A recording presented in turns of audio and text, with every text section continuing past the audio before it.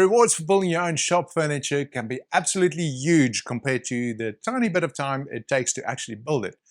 By huge, I mean huge, like that. Over the years, I managed to collect a number of power tools, and they always seem to end up in a pile somewhere on a shelf or just wherever I last used them. This unit is actually not meant to carry every single tool that I own. It's only meant to sort these ones, charge my batteries, sort them neatly, and then give me some extra storage space that I can just put some little bits and pieces in that generally just rise around everywhere. Up the top, we got these dividers, and that gives you flexibility to store stuff up there that you don't use very often. And then of course you got this space down here, which if you want to, you can add a little shelf or something in there. Now, if that part up there bothers you as much as it bothers me every time I see it, don't worry about it. It's a bracket for something else that needs to hang there, so I'll get to that later. For this project, I'm using 17mm plywood, and no, this is not Baltic birch because number one, it's way too expensive, and secondly, I actually can't get my hands on it anyway. I'm going to cut a rabbet into the two side panels so the back panel can sit flush with the edge like this.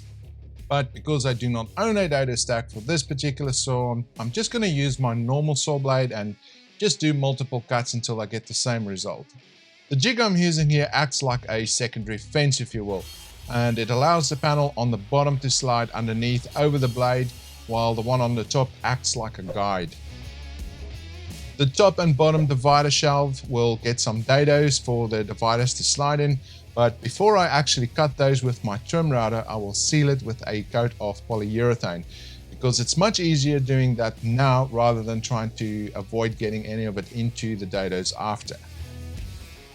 To cut these dados, I made a simple jig from some scrap plywood that I had lying around. Now, I spaced that out wide enough so when the router fits in between, it'll cut a slot or a dado that is just wide enough for these divider panels to slide into.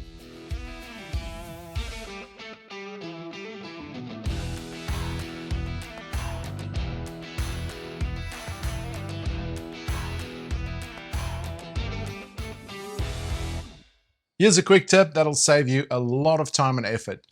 Just cut your dados in one big sheet like this and then cut it in half. To put all of this together, I'm going to use pocket screws because they are nice and easy to do. You can screw them together whichever way you like, or you can use nails. Whatever works for you is absolutely fine. I like to use a couple of spacer blocks to set up the height of my shelves, and it makes it a lot easier, and it also ensures that you get both sides exactly the same size. The very bottom panel needs this little divider to separate the two drawers, and it's also at this point where I realized that I actually forgot to cut the two side panels to their correct length. Luckily, this is an easy fix because all I needed to do was measure it off and cut off this part. Now that we fixed that, we can measure everything for square and get the dimensions for the back panel.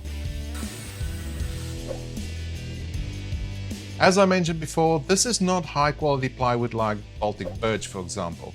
This is plain non-structural plywood, and I often find it tends to twist a little, probably because of the high humidity of where I live. It's really not that big of a deal if you have a big enough clamp to hold everything in place as you screw it together. Now just take a look at the other end of this panel. It also has a big bow in it, and to prove my point that you do not need to use pocket screws, I'm just going to drill and screw this side directly to the shelf underneath. Just make sure your measurements are spot on so you don't end up with screws poking out on the other side.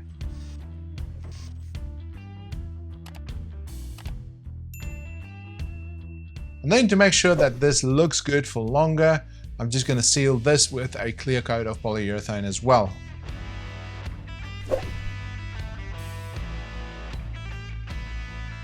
Moving on to the drawers. My original idea was not to use any hardware with these and just make them friction slide. This turned out to be a bad idea, so I will have to redo these drawers at some stage. For now, I'm just going to show you how I made these, as the process would be pretty much the same anyway. You will just need to make allowance for the sliders to fit on the sides. After cutting all the side panels, we need to cut another dado for the bottom panel to slide into.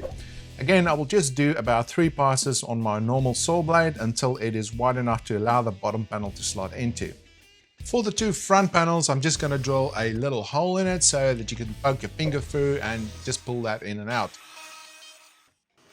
To assemble these drawers, again, I'm using pocket screws because that's what I like. You can use glue and screws from the outside or just glue and nail it if you like. Whatever works for you is absolutely fine. If you were to make these drawers to work with sliders, then all you need to do is move the 2 side panels inward to allow for the width of the specific slider that you're using. In a minute, I'll show you the ones that I've used so you can see how that worked out. The bottom panel then just slides in like so, and then we just attach the front panels.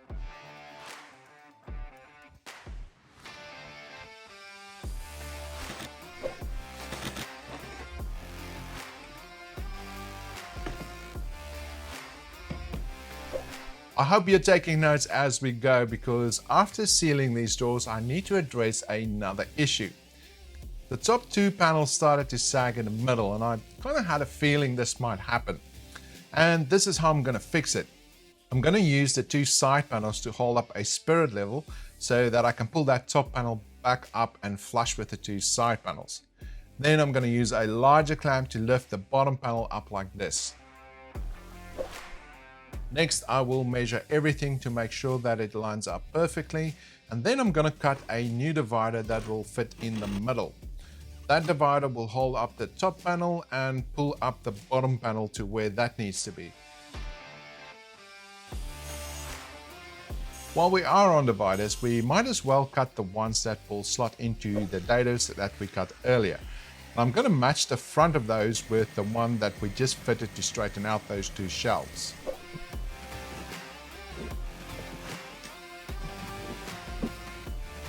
To hang this bad boy on the wall, I'm going to glue and screw a cleat on the top side of it.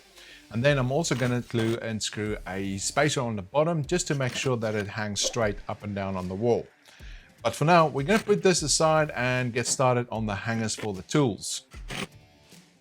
Want to see something really cool? Look at this. This is overkill. I just got this dust boot from Pone CNC. I can't remember how you pronounce it. Anyway, look at the hole on that. That's big enough to just to gulp up this little trim router, but we're gonna give it a go. I needed to do this a long time ago, so the idea is this is eventually going to be a spindle. So for the time being, that's what it is. And I've just rigged it up with masking tape just to make it work. I need to redo the whole bracket anyway, so it'll do for now.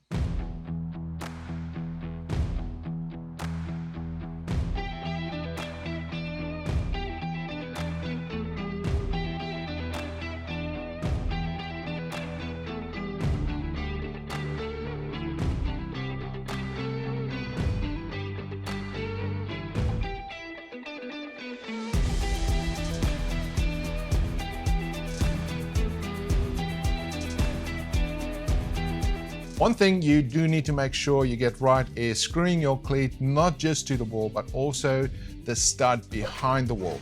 Units like these get heavy very quickly once you start loading it with tools. And the last thing you want is for this to come off the wall with all of that weight behind it. I was planning on using a cleat system to fit these tool hangers as well, but I don't like the idea of them moving around or even coming off accidentally. Plus, how often will I actually be getting a new tool to add to it anyway?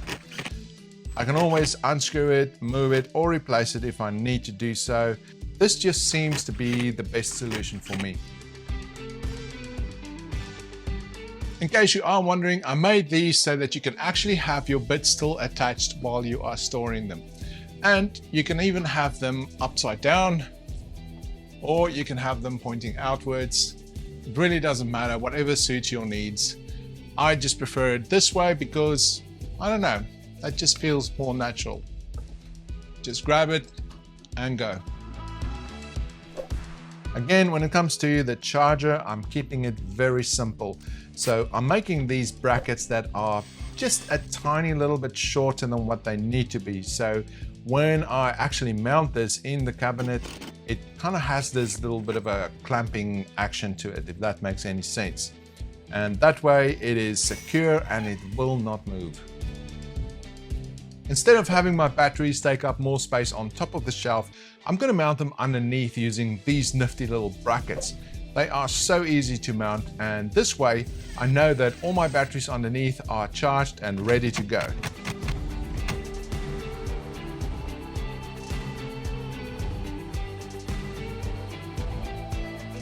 I did say we're going to get back to these drawers and the sliders that I'm using. So while I was waiting for the proper ones to arrive in the mail, I kind of just figured might as well try the cheap ones that I've got because they are the same thickness. So I'll show you what they look like. These ones are these typical ones with a little wheel on the side that just runs in the track, but they are so nasty. I mean, just look at this. The whole thing just rattles when you pull it in and out. It just feels cheap. Plus, I don't know if you can see it from that angle, the back panel actually sits all the way back here. So it doesn't even extend all the way out. So to fix that, I got these ones. Now, these ones have got a linear bearing in them, which means they slide in and out really smoothly, carries a lot more weight, and it also extends the full length of the actual bracket. So let me show you what I mean. If these were fully extended, it comes out this much further, which means the back panel of this drawer actually lines up with the front edge of this shelf, giving you full access to the whole drawer. That's what you want. Don't get these ones. I'll link you to these ones in the description so you can go and see what they look like in case you want to get some. This now comes out almost all the way to the front, giving you full access and full view of what's inside these drawers. Plus, it's a lot sturdier as well. I hope you've learned from my experience, both good and bad, in building this, and I am curious, what would you do differently to make this even better? So leave a comment down below, and as always, thank you for watching, and I'll see you on the next one.